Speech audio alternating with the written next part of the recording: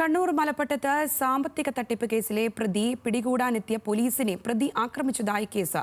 മലപ്പുറം മങ്കട സിയുടെ പരാതിയിൽ മയ്യിൽ പോലീസാണ് കേസെടുത്തത്. പോലീസ് വീട്ടിൽ കയറി അതിക്രമം കാണിച്ചെന്ന് പ്രതി സുഹൈലിന്റെ കുടുംബം ആരോപിച്ചു.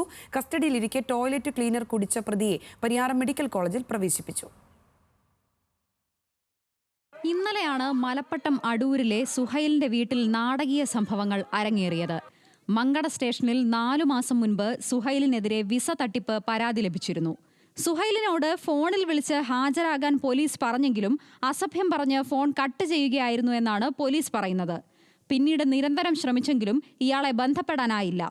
തുടർന്നാണ് നേരിട്ട് നോട്ടീസ് നൽകാൻ മങ്കട CI ഉൾപ്പെടെ 3 പോലീസുകാർ വീട്ടിലെത്തിയത്. വന്നത് പോലീസാണെന്ന് മനസ്സിലായ സുഹൈൽ ഇവർക്ക് നേരെ തിരിഞ്ഞു. വീട്ടിലുണ്ടായിരുന്ന ട്രോഫി ഉപയോഗിച്ച് പോലീസുകാരന്റെ തലയ്ക്കടിച്ചു.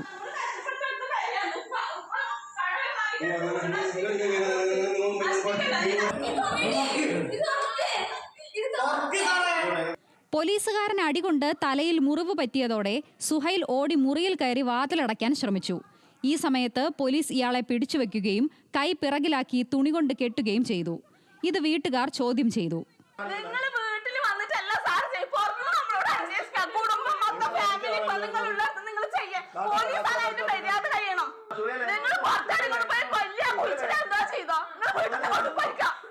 പ്രതി അക്രമാസക്തനായതോടെ മയ്യിൽ പോലീസിൽ വിവരമറിയിക്കുകയും പോലീസ് എത്തി സുഹൈലിനെ കസ്റ്റഡിയിലെടുക്കുകയും ചെയ്തു.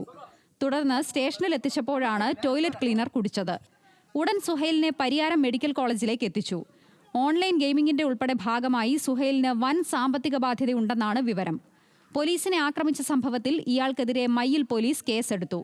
സുഹൈലിന്റെ കുടുംബം ജില്ലാ പോലീസ് മേധാവിക്ക് പരാതി നൽകിയിട്ടുണ്ട്. ന്യൂസ് മലയാളം, കണ്ണൂർ.